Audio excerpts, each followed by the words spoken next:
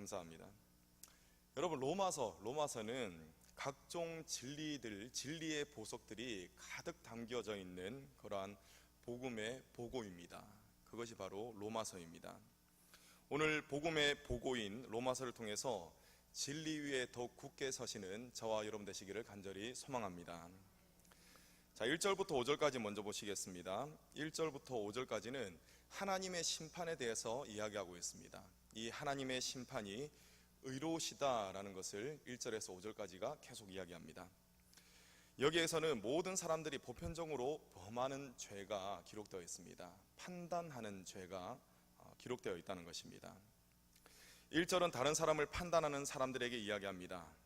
다른 사람을 판단하는 사람, 그 자신도 그 판단하는 그 행위 자체로 본인이 죄인이라는 사실을 드러내는 것이라는 겁니다. 쉽게 말하자면 판단하는 것이 죄입니까? 죄가 아닙니까? 죄라는 것이죠. 판단을 함으로써 내가 죄인입니다 라는 사실을 드러내는 것이라는 거죠. 자, 그렇기 때문에 하나님 앞에서 뭐 때문에 이랬는데요? 이 사람 때문에 이랬는데요? 이렇게 핑계댈 수가 없다는 것입니다. 판단은 하나님 앞에서 죄다라는 것입니다. 그렇기 때문에 이렇게 판단을 일삼는 사람들에게는 하나님의 심판, 그 심판이 임할 것이다. 성경은 그렇게 이야기하고 있습니다. 우리 2절 말씀 여러분이 읽어주시겠습니다. 시작.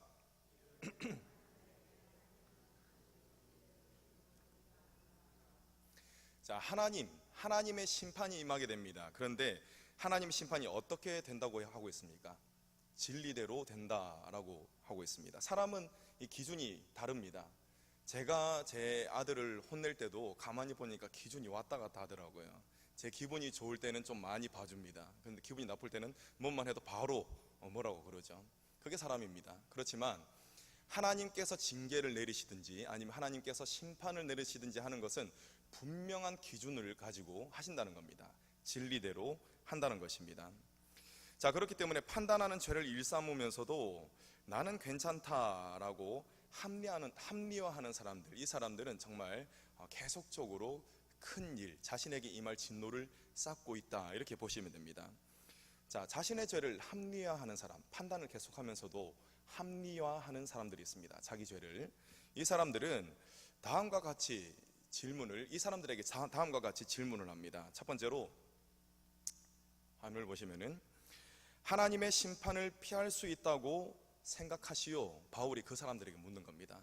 계속 죄를 짓고 있는 것이죠. 하나님의 심판을 피할 수 있다고 당신이 생각하십니까? 자, 두 번째 질문은 하나님의 자비로우심과 은혜로우심, 그 사랑과 인내의 풍성함을 지금 멸시하고 있는 겁니까? 그렇게 이제 질문을 하고 있다는 것입니다. 사실 복음을 받아들이지 않는 사람들, 저는 자연인이다 이렇게 지칭하겠습니다. 이 자연인들은 이 두 가지 질문에 다 걸립니다. 다시 말해서 하나님의 심판을 피할 수 있다라고 생각합니다. 그렇기 때문에 거침없이 죄를 범하는 것입니다. 자, 그리고 하나님의 사랑과 인내의 풍성함을 멸시하기 때문에 계속 죄를 범하는 그 상태에서 벗어나지 않는 거죠. 계속 죄를 짓는 겁니다. 이러한 이유로 사람들은 잘못된 생각을 계속하고 잘못된 삶을 계속 살아가는 것입니다. 사도 바울은 죄된 삶을 살아가고 있는 사람들을 향해서 현실을 직시하라, 현실은 이러하다라는 메시지를 지금 전하고 있습니다. 그리고 모든 사람들에게 하나님의 의로우신 심판이 반드시 있다라는 사실을 바울은 힘주어 이야기하고 있는 것입니다. 자, 5절 말씀 여러분 읽어주시겠습니다. 5절 말씀 시작.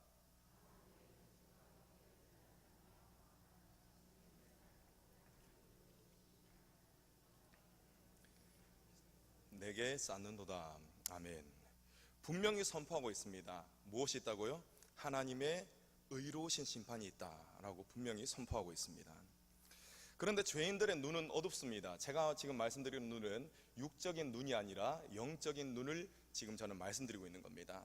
죄인들은 눈이 어둡습니다. 그렇기 때문에 하나님이 살아계시다는 자체를 보지 못합니다.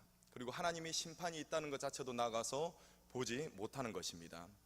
자, 그렇지만 그 사람들이 보지 못한다고 하더라도, 죄인들이 보지 못한다고 하더라도 하나님의 심판이 없어지는 것이겠습니까? 그렇지는 않다는 것입니다. 하나님의 심판은 반드시 있다는 것입니다. 만약 고집을 부리며 회개하지 않는다면 자신에게 부어질 하나님의 심판을 쌓고 또 쌓는 일들이 벌어진다는 것이죠. 그렇기 때문에 자신의 그 길에서, 죄악된 길에서 돌이키지 않는 사람은 어리석은 사람이다 라고 말할 수가 있는 것입니다. 자, 6절에서 13절까지 이제 보시겠습니다. 6절에서 13절까지를 보시면은 하나님의 심판이 어떻게 이루어진다라는 사실, 그것을 우리에게 알려주고 있습니다. 자, 6절을 여러분 성경책을 지금 펼치셨죠? 6절을 보시기 바랍니다. 어떻게 갚아주십니까? 행한 그대로 갚아주신다라고 했습니다. 또 7절을 보시기 바랍니다. 인내하면서 선한 일을 행하며 영광스러운 것, 영원한 것을 구하는 자들에게는 영생을 주신다라고 했습니다. 자, 여러분, 하지만 사람은 태생적으로 이것이 이제 불가능합니다. 왜냐하면 모든 사람은 헛된 탐욕을 쫓는 죄인이기 때문에 그렇습니다. 모든 사람들은 8절과 9절 같은 상태에 빠져 있습니다. 이기적인 욕심이 가득하거든요. 그렇기 때문에 진리를 불편해합니다. 진리가 불편하니까 어떻습니까? 진리를 따르지 않는 것입니다. 이렇게 진리를 배척하는 자들에게는 하나님의 진노가 임한다. 오늘 말씀은 분명히 그렇게 선포하고 있습니다. 또 9절과 같이 죄로 인한, 이것은 누군가의 죄가 아니라 각자의 죄로 인한 환난과 고통이 있다고 했습니다. 여러분, 죄 때문에 무엇이 들어왔습니까? 원래 하나님께서는 사람을 만드실 때 서로 사랑하게끔 만드셨습니다. 그런데 죄가 들어왔죠. 죄가 들어와가지고 어떤 현상이 생깁니까? 여러분, 우리 제일 첫 번째 인간 아담을 한번 생각해 보시기 바랍니다. 하나님께서 아담을 만드시고 하와를 만드셨죠. 그때 아담이 하와를 보고 뭐라고 고백했습니까? 이는 내 뼈 중에 뼈요, 살 중에 살이다, 이렇게 고백을 했습니다. 그런데 선악과, 하나님의 말씀에 불순종해서 선악과를 먹고 나서 그 다음에 하나님께서 아담을 찾으실 때 하와가 뭐라고 했습니까? 하나님께서 저에게 주신 저 여자 때문에, 이렇게 하는 것이죠.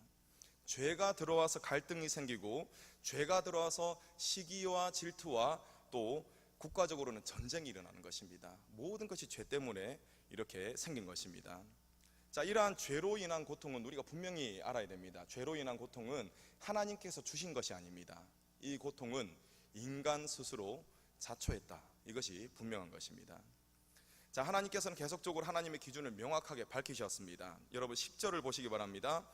선한 일을 행하는 사람에게 영광과 존귀와 평강이 있다. 또 13절, 오직 율법을 행하는 사람이라야 의롭다라고 인정받는다.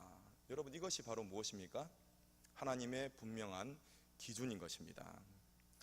12절 말씀과 같이 율법을 받지 않은 이방인에게도, 또 모세 율법을 받은 유대인에게도 공이 주어진 기준이 무엇입니까? 그것은 율법을 행해야 산다라는 것입니다. 하나님의 기준을 만족시켜야 산다라는 것입니다. 그것이 바로 공통적으로 주어진 기준입니다. 자, 13절 말씀, 여러분 13절 말씀 여러분 읽어주시기 바랍니다. 시작.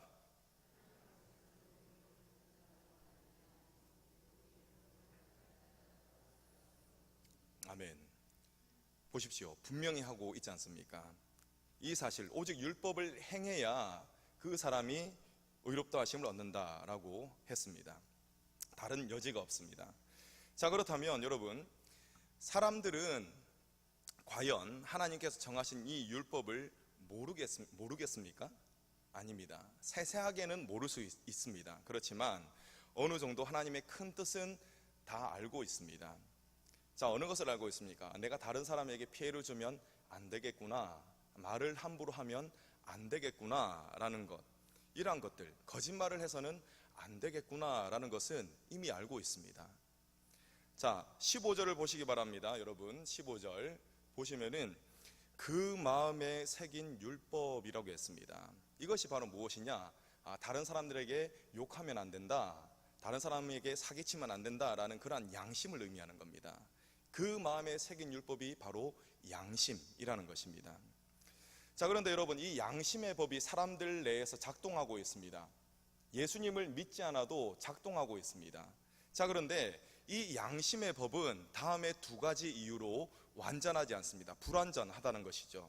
자, 양심의 법이 완전하지 않은 이유 첫 번째는 바로 무엇이냐면 양심은 처음에는 잘 작동합니다. 그렇지만 이 양심의 소리를 무시하면 무시할수록 점점 더 양심의 소리가 작아지고 나중에는 양심이 마비되어 버립니다. 이런 이유로 양심의 법은 불완전합니다. 자, 두 번째는 이 양심은 율법을 행함으로 이끄는 능력이 없습니다. 이 양심 가지고 하나님의 법을 지킬 수 있다고요? 없다는 것입니다. 이러한 이유로 양심은 불완전합니다. 자, 이처럼 양심은 기본적인 도덕적 생활까지는 가능하게 하지만 사람으로 하여금 하나님의 뜻대로 살아갈 수 있도록 만드는 능력은 없다는 것입니다. 자, 그런데 이 양심이 또 한 가지 역할을 더 할 때가 있습니다. 언제 이 양심이 역할을 하냐면은 지금 살아갈 동안에는 양심이 마비될 수가 있습니다. 마비돼 가지고 죄를 저지르고도 나는 죄를 짓지 않았다, 이렇게 충분히 할 수 있습니다. 그러나 마지막 하나님의 의로우신 심판날이 딱 닥쳐왔을 때 그때 양심이 또 발동을 하는 것입니다. 그래서 하나님께서 심판을 내리실 때 억울합니다, 이렇게 할 수가 없다는 거죠. 왜? 양심이 살아서 활동하기 때문에 그렇다는 것입니다. 이것이 바로 양심의 역할입니다. 그래서 그때에는, 마지막 심판 때에는 저는 정말 하나님 앞에 죽어 마땅한 죄인입니다 라고 입으로 자백할 수밖에 없다는 것입니다. 그것이 바로 양심의 역할입니다. 자, 이제 사도 바울은 유대인과 율법에 대해서 이야기를 합니다. 먼저 17절, 유대인에게는 하나님의 선택을 받았다라는 그러한 자부심이 있었습니다. 그들은 자신의 민족이 특별하다라고 믿어 의심치 않았습니다. 모세를 통해서 율법을 수여받았죠. 그렇기 때문에 그들에게는 율법에 대한 지식이 있었습니다. 또 18절을 보시면은 그들은 하나님의 뜻이 무엇인지도 알고 있다라고 했습니다. 또 율법을 배웠기 때문에 무엇이 옳고 무엇이 그른지도 분별할 수가 있습니다. 엄청난 것이죠. 또 19절, 율법에 대한 지식이 많은 유대인들은 그 지식으로 다른 사람들을 가르칠 수가 있었습니다. 율법은 이렇게 이야기하고 있다, 이렇게 행하라, 이렇게 가르칠 수가 있다는 것이죠. 자, 그리고 20절을 보실까요? 그들은 능히 그렇게 할 수 있다는 것, 다시 말해 율법을 알고 분별하고 가르치는 것을 충분히 해낼 수 있다는 것은 그들 스스로도 확신하고 있습니다. 그런데 여러분, 사도 바울도 이거를 인정을 해줘요. 그런데 21절에서는 지금까지 해왔던 내용들을 완전히 뒤집어 버립니다. 제가 좀 다르게 표현을 해보겠습니다. 자, 사도 바울이 지금 유대인들에게 말하는 것입니다. 자, 너희들이 하나님의 뜻을 안다고? 그래, 인정하겠어. 자, 하나님의 뜻을 분별한다고? 그것도 인정하지. 어리석은 사람들을 율법으로 가르치는 선생이 될 수 있다고? 그래, 그것도 인정하겠어. 바울은 여기까지 이야기한 것입니다. 그런데 바울은 유대인들의 주장을 인정하는 듯 하지만 21절에서는 완전히 그 이야기를 역전시켜 버립니다. 자, 우리 21절로 23절까지 여러분 읽어주시겠습니다. 시작.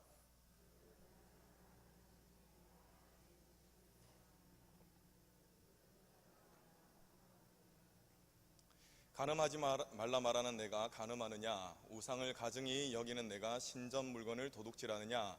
율법을 자랑하는 내가 율법을 범함으로 하나님을 욕되게 하느냐? 바울의 반론은 이겁니다. 율법을 잘 알고 있죠. 그리고 잘 분별합니다. 그리고 잘 가르칩니다. 그렇다면 마땅히 어떻게 해야 됩니까? 율법을 잘 지켜야 합니다. 잘 지켜야 됩니다. 그런데 너희들은 왜 율법은 지키지는 않냐? 왜 율법을 지키지 않느냐, 의지적으로 지키지 않느냐라는 것을 바울은 이야기하고 있는 것입니다. 자, 21절로 23절까지가 바로 이러한 내용입니다. 여러분, 하나님을 믿노라 하면서 그 행위가 뒤따라오지 않는다면은 그는 23절과 같이 하나님을 욕되게 하는 사람이 되어버립니다. 또 하나님을 모르는 이방인조차도 하나님을 비방하도록 만드는 빌미를 제공하게 되더라라는 것입니다. 우리들은 예수님을 믿는 그리스도인입니다. 그렇게 이야기를 합니다. 그러나 우리들의 삶 속에서 예수 그리스도의 모습이 나타나지 않고 하나님의 말씀의 이 명령들이 우리의 삶 속에서 지켜지지 않는다면 예수님을 믿지 않는 다른 사람들이 어떻게 한다라는 겁니까? 하나님을 욕한다는 것입니다. 이것이 정말 엄청난 죄악이라는 것이죠. 여러분, 안타깝게도 유대인들은 이렇게 행함이 없는 신앙생활을 했습니다. 그래서 하나님의 영광을 가렸던 것이죠. 바울은 누구보다도 이러한 사실을 힘있게 이야기할 수가 있었습니다. 당신들은 잘못되었다라는 것을 힘있게 이야기할 수가 있었습니다. 왜냐하면 바울이 그렇게 살았기 때문에 그렇습니다. 바울은 율법을 열정적으로 따르는 사람이었습니다. 율법을 지키는 열정에 있어서 둘째가라면 서러운 사람이 바로 바울이었습니다. 그는 이러한 열정을 가지고 최선을 다해서 살았는데 다메섹으로 가는 그 길목에서 부활하신 주님을 만나게 되었죠. 이때 주님께서 바울에게 뭐라고 말씀하셨습니까? 지금 바울은 하나님의 말씀을 지키기 위해서 열정적으로 살고 있었습니다. 그런데 부활하신 주님이 바울에게 뭐라고 말씀하셨습니까? 이렇게 말씀하셨습니다. 사울아 사울아, 내가 어찌하여 나를 핍박하느냐, 이런 말씀을 들었다는 것입니다. 바울은 자신이 정말 율법을 잘 지키는 그러한 사람이다라고 생각을 했습니다. 그렇지만 정작 깨닫고 보니까 자신에게 있었던 그 믿음은 믿음이 아니라, 하나님이 원하시는 그 믿음이 아니라 인간적인 의라는 것입니다. 자기 의라는 것입니다. 이 인간적인 의로 악을 일삼았던 죄인 중의 괴수가 바로 나 자신이었구나라는 사실을 바울은 깨닫게 되었습니다. 그렇기 때문에 바울은 유대인들을 향해서 너희들은 지금 행함이 없다라고 힘주어 말할 수가 있는 것입니다. 여러분, 누가 바울보다 더 적합한 자이겠습니까? 바울이 가장 적합한 자로서 지금 이야기하고 있는 것입니다. 자, 25절로 28절까지 말씀도 일맥상통합니다. 율법을 수여받았느냐 그렇지 않느냐, 그것이 중요한 것이 아니라 정작 하나님의 뜻대로 사는 것, 하나님의 말씀을 행하는 것, 그것이 중요하다라는 말씀을 이렇게도 말하고 저렇게도 말하고 있는 것입니다. 자, 26절을 보시겠습니다. 26절을 보시면 무할례자, 즉 설령 이방인이라 할지라도 율법의 규례를 지키면 누구처럼 여긴다고 하셨습니까? 할례를 받은 자처럼 여기신다라고 했습니다. 여러분, 할례를 받는다는 것은 무엇을 뜻합니까? 할례를 받는다, 이것은 구별됨을 뜻하는 것입니다. 이 사람은 나의 백성이다, 하나님께서 그렇게 말씀하시는 것을 뜻하는 것입니다. 즉 율법의 규례를 지키는 사람이 누구라는 것이죠? 하나님의 백성이다 라는 것입니다. 자, 오늘 말씀은 이처럼 철저히 행함을 강조하고 있습니다. 여러분, 그런데 성경이 누누이 이야기하는 것은 무엇입니까? 그것은 사람에게는 율법을 온전히 행할 그러한 능력이 전혀 없다는 것입니다. 성경은 계속적으로 그것을 이야기하고 있습니다. 하나님의 심판은 철저히 행함을 보시는 의로우신 심판입니다. 내가 생각만 했다, 그게 아니라 그 생각이 행위로까지 나오는 것까지 하나님께서는 다 보신다는 것입니다. 자, 그렇다면 여러분, 이런 질문이 떠오를 수가 있습니다. 자, 그렇다면 행함이 없다면 구원받지 못하는 것인데, 행함이 없다면 우리 모두가 지옥에 가야 된다는 말인가? 라는 그러한 질문이 떠오를 수가 있습니다. 여러분, 아닙니다. 그렇지 않습니다. 자, 은혜로우신 우리 주님께서는 오직 한 가지 방법을 마련해 두셨습니다. 그 방법이 29절 말씀에 기록되어 있습니다. 여러분 읽어주시겠습니다. 시작.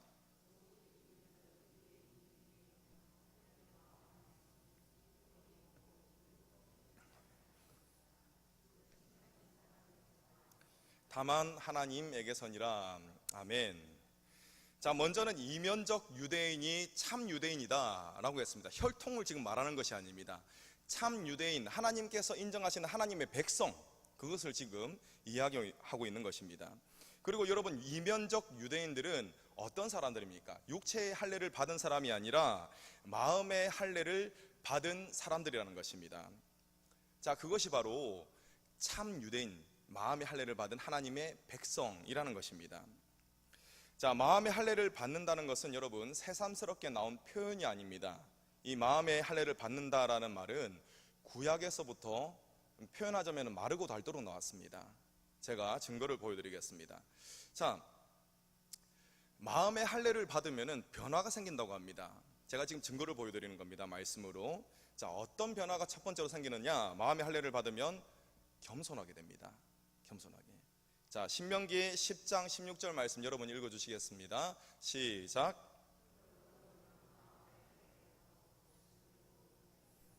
아멘. 마음의 할례를 받으면 목이 안 곧아진다는 것입니다. 겸손하게 된다는 것입니다. 이것이 첫 번째입니다. 자, 그리고 두 번째로는 마음의 할례를 받게 되면 하나님을 사랑하게 된다는 것이죠. 그것도 뜨겁게 사랑하게 된다는 것입니다. 신명기 30장 6절입니다. 읽겠습니다. 시작. 할례를 베푸사 내게 마음을 다하며 뜻을 다하여 내 하나님 여호와를 사랑하게 하사 내게 생명을 얻게 하실 것이며. 아멘. 여러분, 성경의 말씀 너무나 분명하지 않습니까? 분명히 이렇게 선포하고 있습니다. 마음의 할례를 받으면 하나님을 사랑하게 되어 있습니다. 자, 세 번째, 마음의 할례를 받으면 어떻게 되느냐? 여호와 하나님께 속하게 됩니다. 에레미야 4장 4절 말씀 여러분 읽어주시겠습니다. 시작. 스스로 할례를 행하여 너희 마음의 가죽을 베고 나 여호와께 속하라. 아멘. 여기까지 읽으시겠습니다. 마음의 가죽을 베어라. 다른 표현으로 마음의 할례를 행하라 라는 것입니다.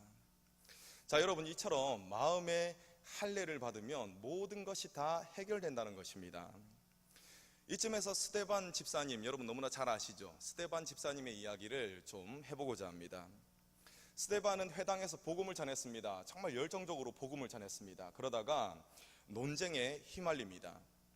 스데반을 해하려는 그런 사악한 자들이 스데반에게 누명을 씌웁니다. 스데반이 하나님을 모욕했다. 여러분, 이 유대인의 공동체 내에서 가장 심한 범죄는 바로 신성모독입니다. 하나님을 모독하는 것. 그런데 이 죄목을 스데반에게 뒤집어 씌워버립니다.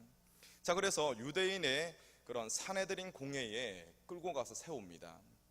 자, 여러분, 이 당시 공회의 분위기가 어떻겠습니까?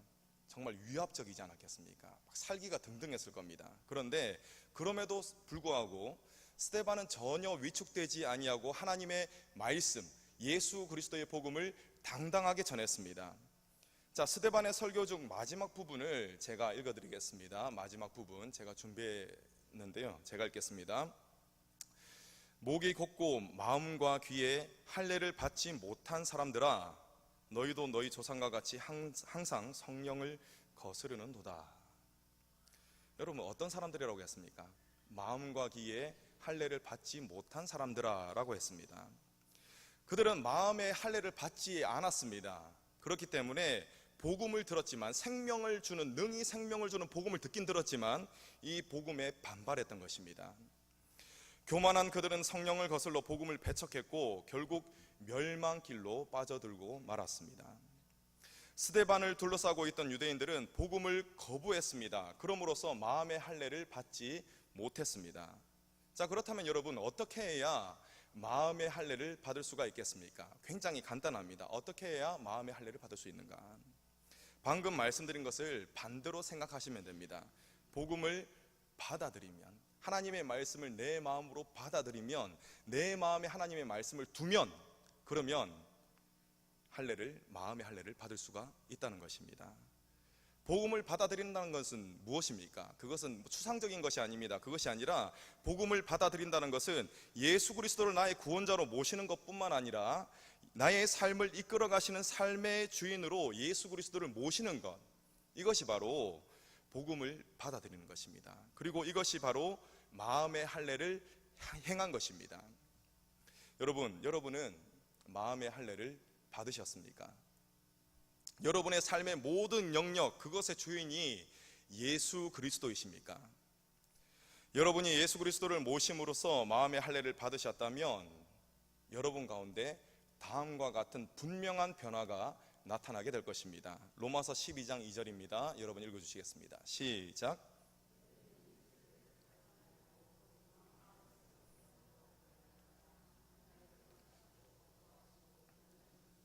무엇인지 분별하도록 하라. 아멘. 자, 여기서 마음을 새롭게 한다라는 것은 바로 마음의 할례를 행했다는 것입니다. 마음의 할례를 행하면 뒤에 뭐가 따라옵니까? 변화가 따라온다는 것이죠. 변화. 그렇다면 어떤 변화가 따라옵니까? 이전에는 내가 먹고 싶은 것, 내가 가지고 싶은 것, 내가 하고 싶은 것, 이것에 나의 온 신경이 집중되어 있었습니다. 그런데 내 마음에 할례를 받고 변화를 받으니까 이제 나의 관심사가 변한 것입니다. 하나님께서 무엇을 기뻐하시는가?